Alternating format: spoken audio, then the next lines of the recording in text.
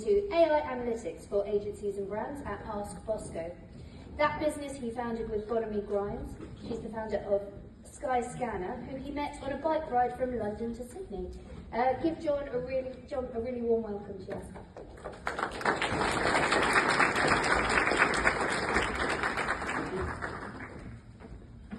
So hopefully I'm going to unlock some data that can help join those two presentations and give you some confidence to go beat up your CEO for some more SEO budgets. A little bit about me. I was formerly at Search Laboratory, which we were in Leeds also, and then at Summit. I recently set up Ask Bosco because we have this problem with getting all our data into one place. Completely agree about getting all your data into BigQuery, and then doing that is going to unlock everything, which is sort of how we started Ask Bosco, was getting all that data out into BigQuery to then visualize it a lot better, because before you just couldn't do it.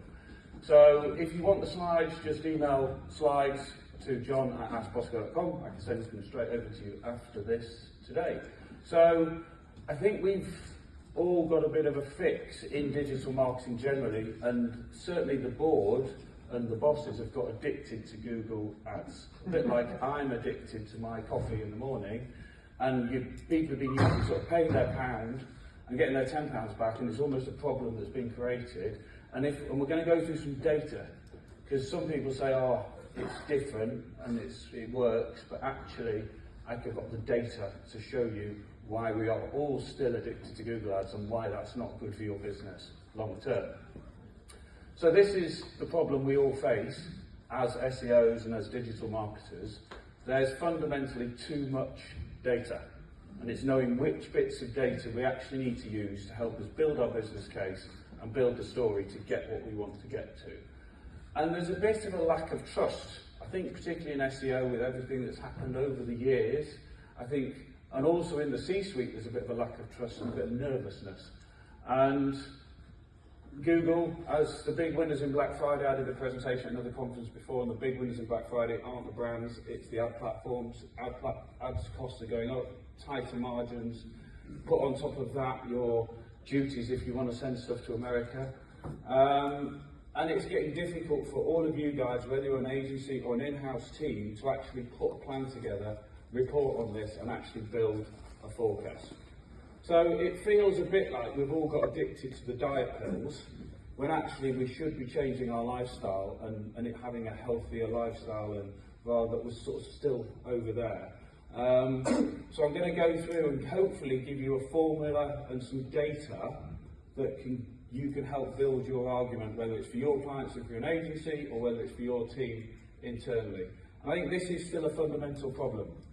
We speak to a lot of different brands that really don't invest in SEO because they're scared of what's happened in the past, and they're scared of different tactics people have done, and they think, well, SEO doesn't work. Right? You wouldn't be here if SEO didn't work. This thing wouldn't be a thing. But I do still see a lot of senior people that are very nervous about spending the amount of money they spend on PPC.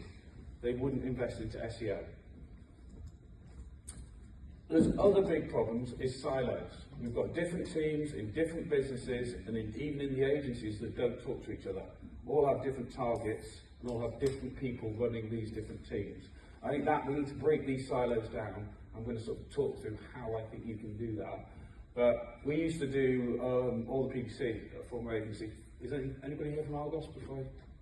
No? Right, good. And at Black Friday time, PPC's rule wasn't, they weren't allowed to bid on brands, right? But they were missing their target, right? So what did they do? Start bidding on brands on Black Friday, and then the SEO manager was running down the corridor going, what are you doing? Because I'm now going to miss my target.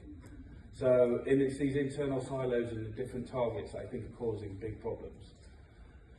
Everybody sort of says this should be the mix, right? SEO should be getting the lion's share of the traffic to the site. Right? I googled so many different things, asked all the different AIs what should be, and this was sort of like what the mix and what good should look like. But I don't see that in our data. And I'm going to go through the data and sort of walk through this and tell you what we see in the data. And it'd be interesting for you to go back next week and have a look at your data and see what you see. We all know that you get higher click-through rates on position 1 if you're in the top half of Google. That is sort of changing now with all the search generative search and getting pushed down, but click-through rate is still higher on SEO, we know that. Google, for the first time last quarter, had a drop in their search traffic for the first time ever. Some of that is going to the generative things, but I was sort of curious. You probably sat in maybe 5 or 6 different talks the last couple of days about the future of search being generative AI. I'm not convinced that's the data you need to be looking at right now. I think it will become a thing, but I don't think it's going to be significant right now. Completely agree with the story about brand. So I asked Perplexity, is AI search going to take over? And the summary, without waiting for it all to load, is not really, not now, not quick enough. And there isn't enough data yet for us to worry about that. So I'm going to talk through the data we should be worrying about where you can unlock bigger SEO budgets. So it's like 14% of overall market share by 2018, right? That's, sorry, not 2018, 2028. So we need to join all this data together, like we were talking about getting it all into BigQuery. Once you've done that, you can then unlock the big prize. So we've got 254, when we did these slides, clients' actual data in Ask Bosco. That represented 353 million sessions, 7 million conversions, £812 million worth of revenue. And that's all our clients across all the data, across loads of different verticals and different things. Then we split that by organic versus paid, and this is sort of where it starts getting interesting, right? So if we go back to what good was meant to look like, you would expect organic to have more than paid. But actually, paid is winning across these, and actually organic's got a better average order value across all our clients. And so, but we're not seeing the volume of traffic at the 60-30 that we should be seeing. So I started drilling into some individual client data and thought, well, we want to focus on non-brand. The reason I said I'd share the slides is I'm conscious some of these numbers are very small, so apologies about that. About sessions, revenue, and the value of all sessions, and I looked at non-brand here, SEO and PPC. And what we can see here is the actual conversion rate for SEO is better than the conversion rates for PPC. Right, so there's straight away you can start extracting this data and start building a business case to say, well, hang on, we should be doing more effort on our sort of non-brand conversions rate is better on SEO than it is on PPC. Let's go and find out how we can build our content plan for our non-brand SEO.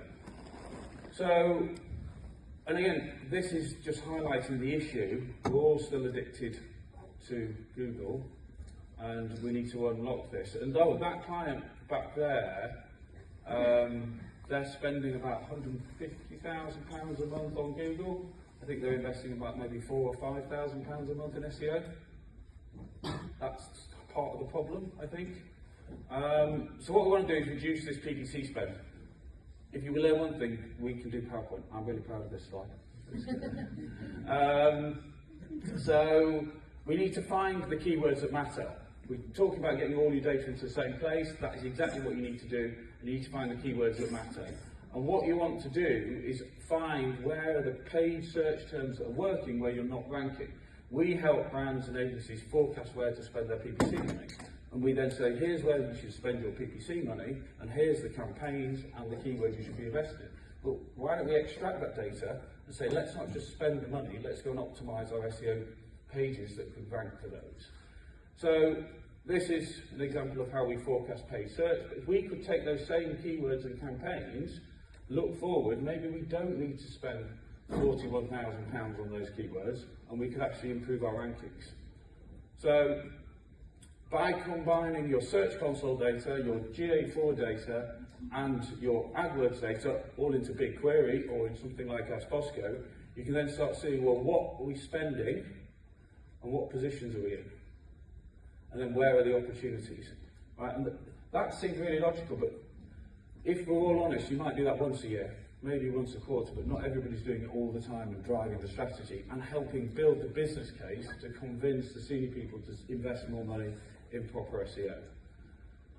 And then you get this whole sort of situation, you get your keywords and then you've got to go and create the strategy. So we've been playing a lot internally and with some of our agency partners. Once you've got all this data and you know what you need to do, is how can you start, who's been using any agentic AI models or started building out, and there's different views on AI here about is it good, is it bad, should we be using AI content, but we're all going to be using elements of AI content. But to do an SEO plan properly is still quite labour intensive.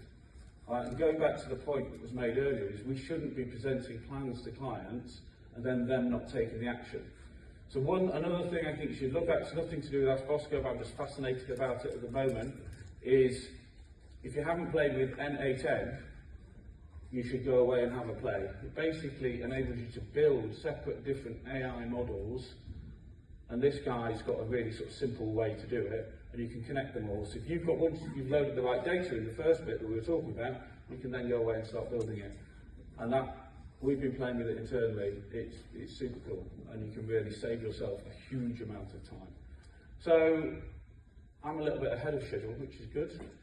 So in summary, you need to connect all your data, get it all into BigQuery or into another platform like that where you've got live actual data. You then need to start looking at valuing each session in keyword, and then start looking at your paid forecast, strip out your paid forecast, and then go and use that to optimize your SEO and content plans. And then you can find those low-hanging fruits, so you're not trying to take on the big keywords, you're trying to take on the most valuable keywords that you would have spent money on PPC. Automate your content planning process using something like N8N, hopefully get a budget, more budget, hopefully then make more sales, get more recognition, get a promotion. That would be nice. So we've got some Kit Kats, not Japanese Kit Kats, I'm sorry. We've also got Kit Kats, because our whole thing is take a break from manual reporting. We've got a booth downstairs, we've got some Kit Kats. Luke's got some if you want to get some at the end. I think we're going to hang around for some questions if people want to do that. So thank you very much.